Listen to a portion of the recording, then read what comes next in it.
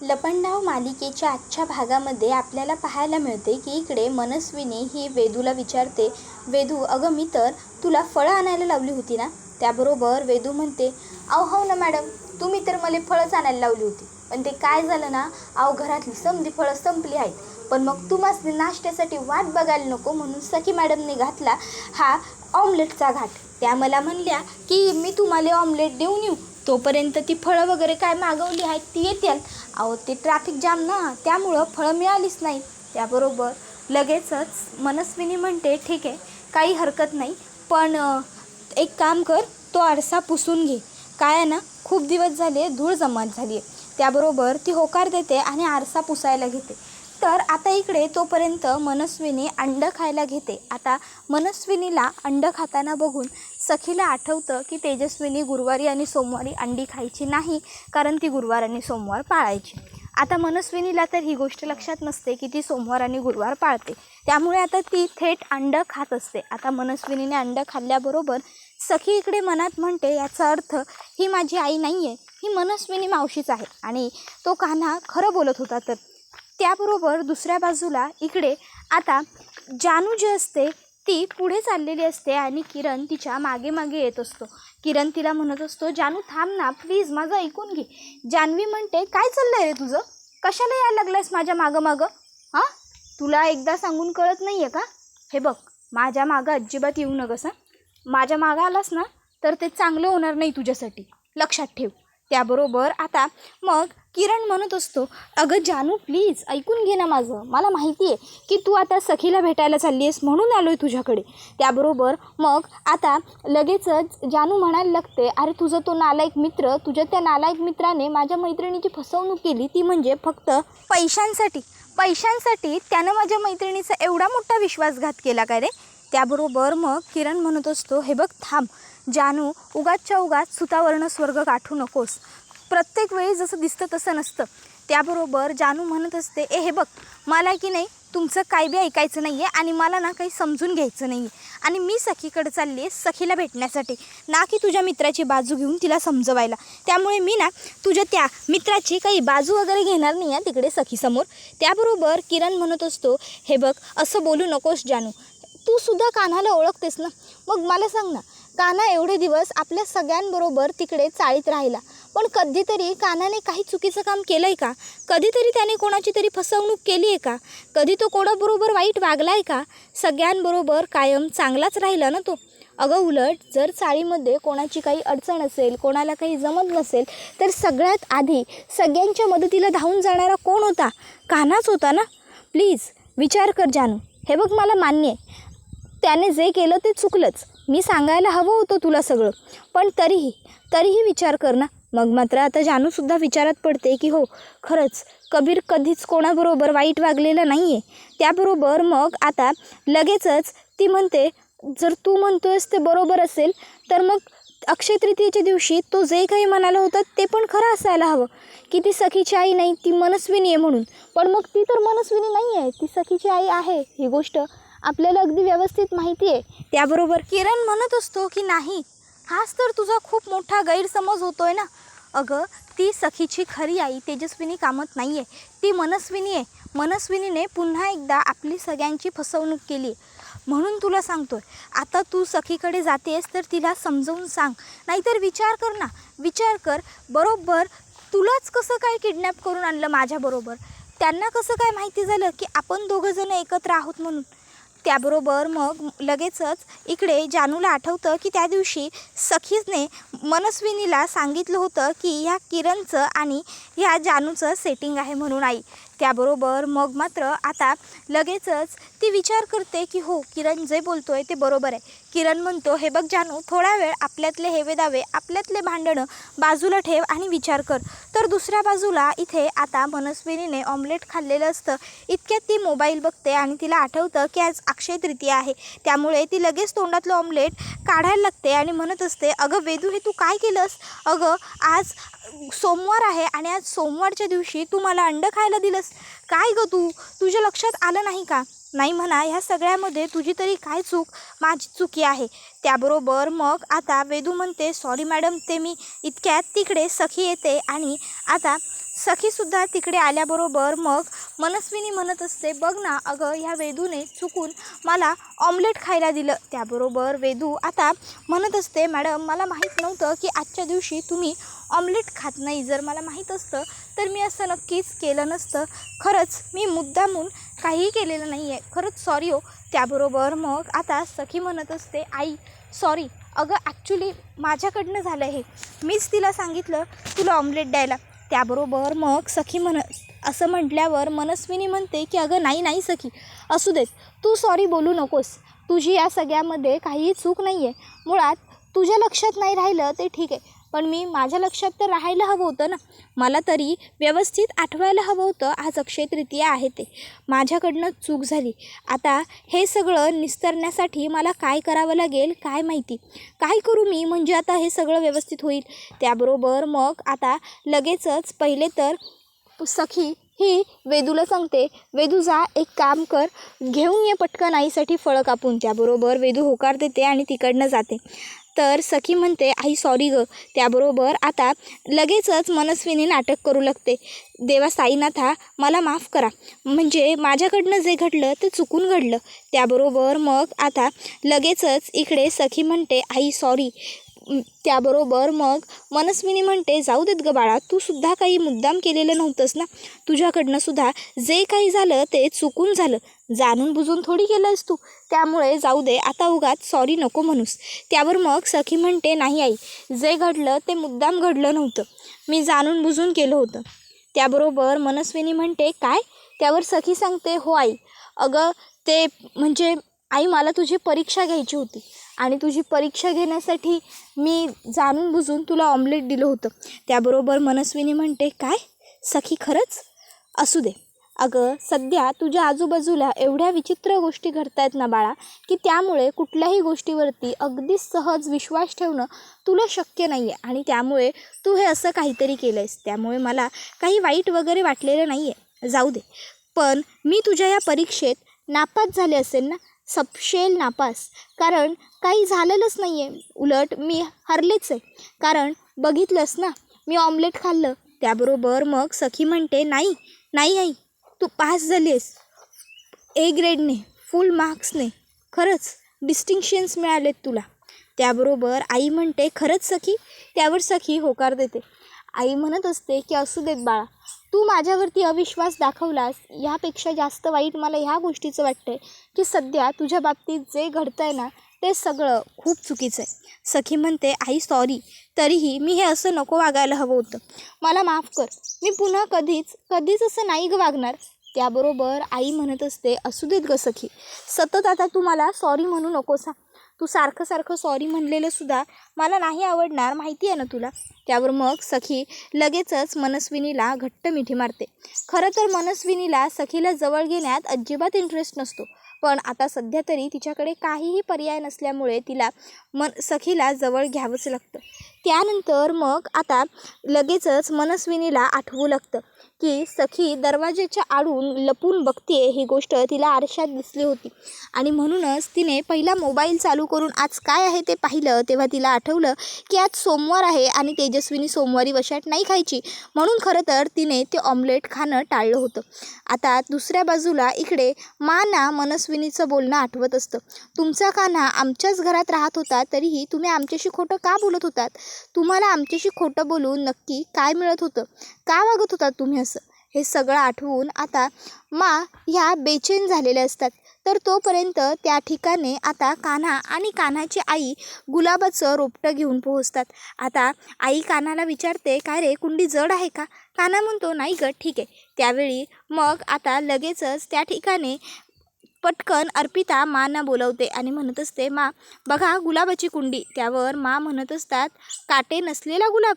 त्यावर मांना लगेचच अर्पिता सांगते, अहो काटे होते, पण मी काटे काढायला लावले, उगाच कोणाला लागायला नको ना. त्याबरोबर म्हणत असतात की आजच्या ह्या जगामध्ये अर्पिता, गुलाबापेक्षा जास्त लोकांना काटेच समजतात आणि काटेच लोकांमध्ये सुद्धा आहेत. जशास तसं करण्याची ही आजची पिढी आणि विश्वाचं जग आहे. त्यामुळे आता शेवटी एक घाव दोन तुकडे करायचे. त्याबरोबर आता कान्हा म्हणतो, कसले एक घाव, कसले दोन तुकडे, काय बोलताय काय तुम्ही मा? त्याबरोबर मग मा सांगतात, तू त्या मनस्विनीचा खून करून टाकायचा. तर दुसऱ्या बाजूला इकडे आता सखीला भेटायला जानू आलेली असते. तर सखी म्हणत असते की मला त्या कबीर किर्लोस्करबद्दल काही ऐकून घ्यायचं नाही आहे, कारण जानू हे सगळं तू नाही तर तुझ्या तोंडून तो किरण बोलतोय. अगं तो किरण आणि तो कबीर दोघंजणं एकदम जिवलग मित्र आहेत ना. त्याबरोबर मग आता लगेचच जानू म्हणते, अगं सखे तसं काही नाही आहे. सखी म्हणत असते की मला माहिती आहे जानू, मला माहिती आहे तसंच आहे. त्या किरणनेच तुला इकडे माझ्याकडे पाठवलं आहे ना त्या कान्हाची वकिली करायला, आणि म्हणूनच तू इकडे आली आहेस. हे बघ जानू, मला ना त्याच्याबद्दल काही ऐकून घ्यायचं नाही आहे.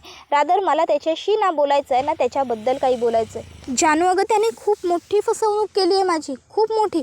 त्यावर जानू म्हणत असते, सखे अगं पण एकदा माझं म्हणणं काय आहे हे शांतपणे ऐकून तरी घे ना. सखी म्हणते, नाही प्लीज जानू, प्लीज मला तू काहीही समजवायला जाऊ नकोस आणि काही सांगायला जाऊ नकोस, कारण तू मला काहीही सांगितलंस ना तरी मला ते पटणार नाहीच आहे. त्याबरोबर मग आता लगेचच जानू सखीला म्हणते, सखे अगं पण एक डाव विचार तरी करून बघ की, आणि मला सांग, कधीतरी कान्हा तुझ्याबरोबर चुकीचं वागलं आहे का? अगं तू त्याला ते प्रॉपर्टीचे पेपर्स सह्या करून कधी दिले होतेस? कधी सांगितलं होतंस तू त्याला त्या प्रॉपर्टीच्या पेपर्सवरती सह्या केलेलं? पण तरी पण त्यांनी कधीतरी काहीतरी चुकीचं करण्याचा प्रयत्न केला आहे का? कधीतरी त्यानं तुम्हाला कुणाला घरातनं बाहेर बेर काढण्याचा विचार केला आहे का? त्यानं कधी तुझ्याशी आगाऊपणा केला आहे का? आगाऊ वागला आहे का? नाही ना. मग ह्या गोष्टींचा पण विचार कर की.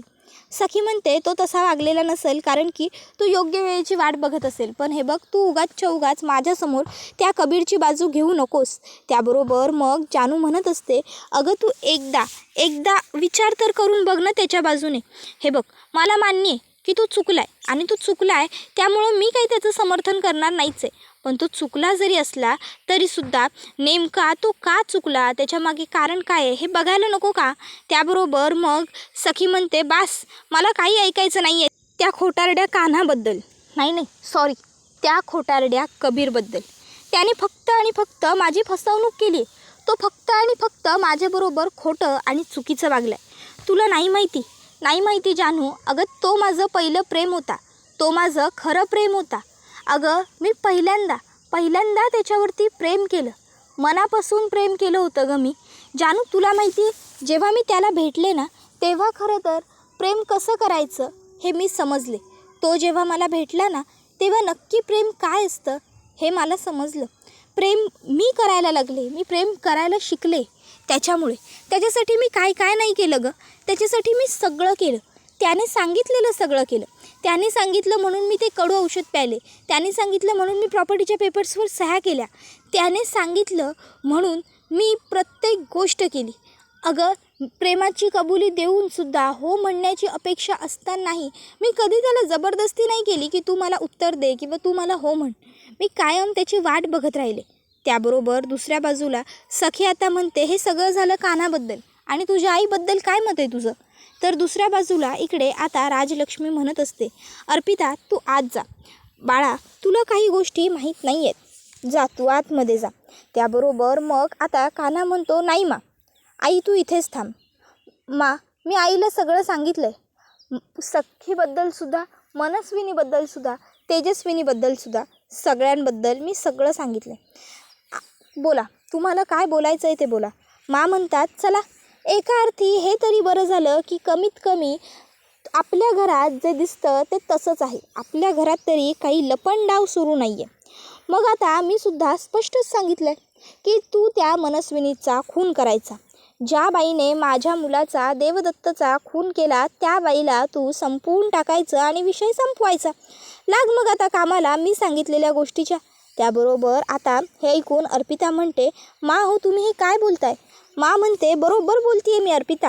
आता जगाला जी भाषा कळते ना आपणसुद्धा तीच भाषा वापरायची.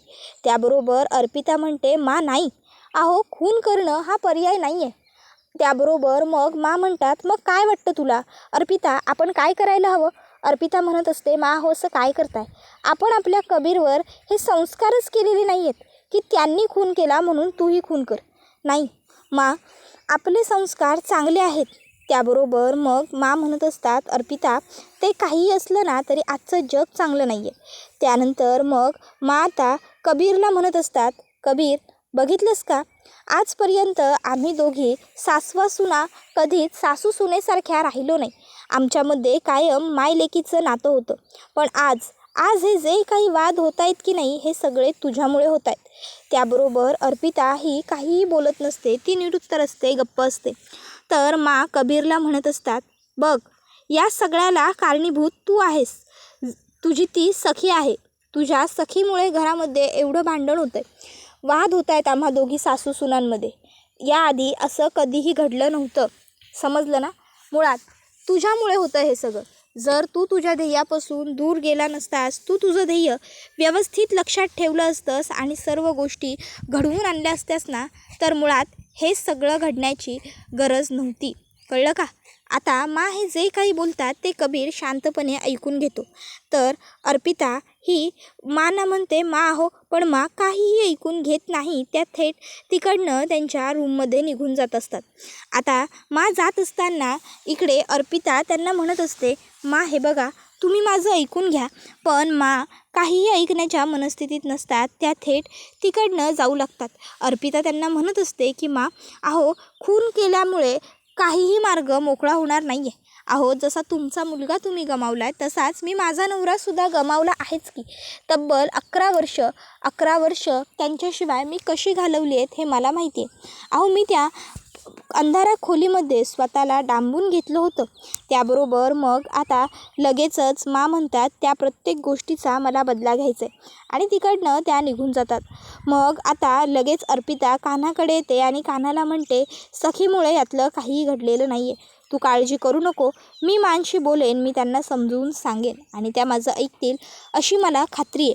त्याबरोबर मग आता इकडे जानूने सखीला तिच्या आईबद्दल बोलल्यावर मग ती सखी चिडते आणि म्हणत असते, बास झालं जानू, मी माझ्या आईबद्दल एक शब्दही ऐकणार नाही आहे. मी माझ्या आईची परीक्षा घेतली आणि त्यामध्ये माझी आई पास झाली आहे आणि त्यामुळे तीच माझी आई आहे हे सिद्ध झाले.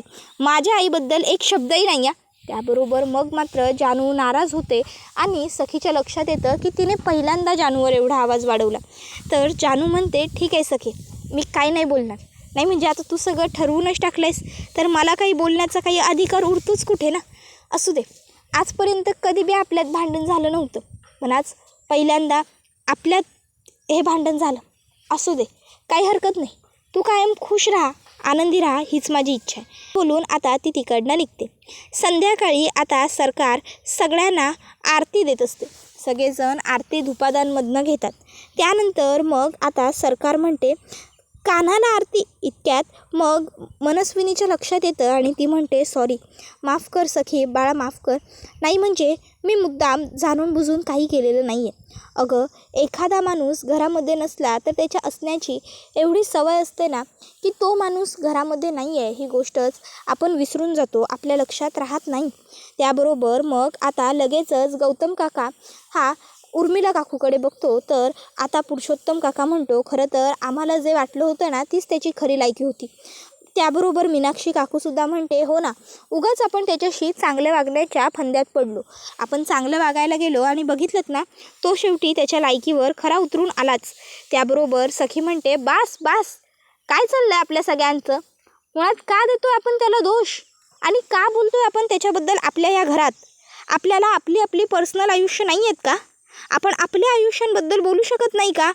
त्याबरोबर मग लगेचच आता मनस्विनीला हे सगळं बघून छान वाटत असतं. सखी म्हणत असते, काय चाललंय, का बोलतोय आपण त्या कबीरबद्दल, आपल्या घरात त्याचा विषय का काढतोय आपण, का. त्याबरोबर मग सखी लगेचच आता वेदाला हाक मारते, वेदू. त्याबरोबर वेदू तिकडे येते. सखी वेदूला विचारते, आजच्या रात्रीच्या जेवणाचं काय मेन्यू आहे. त्याबरोबर वेदू म्हणते, मॅडम आता तुम्हीच सांगा ना काय बनवायचं आहे ते बनवून घेतो म्या. त्याबरोबर मग आता सखी म्हणते, काहीही चालेल पण कमी तिखट, कान्हाला तिखट. त्याबरोबर तिच्याच लक्षात येतं की तिचंही नाव कान्हाशिवाय काही पूर्ण होत नाही. तिच्याही तोंडात सतत कान्हा आहेच. घरातले सगळेजण आता सखीकडे बघू लागतात. त्यानंतर आता सखीसुद्धा आश्चर्यचकित होते. मनस्विनी मनात म्हणते की कान्हा या घरातनं जरी बाहेर पडला असला तरी अजून सखीच्या मनातनं नाही आणि त्याला आता सखीच्या मनातूनही काही करून बाहेर काढावं लागेल. सखी इकडे खोलीत येते आणि खोलीत सगळी अधळापट करत असते. ती कान्हाच्या सगळ्या वस्तू फेकत असते. त्यावेळी गौतम काका तिला सांगतो, सखी बाळा, या वस्तू कशा फेकू नकोस, ह्या वस्तू नेऊन कान्हाला परत कर. एक गोष्ट लक्षात ठेव, कुठल्याही नात्याचा शेवट करावा असा पळ काढू नये. मग सखी आता कान्हाच्या सगळ्या वस्तू घेऊन कान्हाच्या म्हणजेच कबीर किर्लोस्करच्या घरी पोहोचते. कबीरने तिथे ठेवलेलं गुलाबाचं रोपटंच सखीच्या हातून खाली पडतं आणि सखी त्या लाल मातीवरून चालत घरात येते. आता तिची ती पावलं घरात उमटलेली असतात. त्यावेळी आता अर्पिता म्हणते, कोण असेल ती मुलगी, कोणाची असतील ही पावलं, कोण आलं असेल या घरात. त्याबरोबर आता हा व्हिडिओ इथेच संपतो. व्हिडिओ आवडला असेल तर व्हिडिओला लाईक करा, चॅनलवर नवीन असाल तर चॅनलला सबस्क्राईब करा आणि बेल आयकॉन आठवणीने प्रेस करा, जेणेकरून तुम्हाला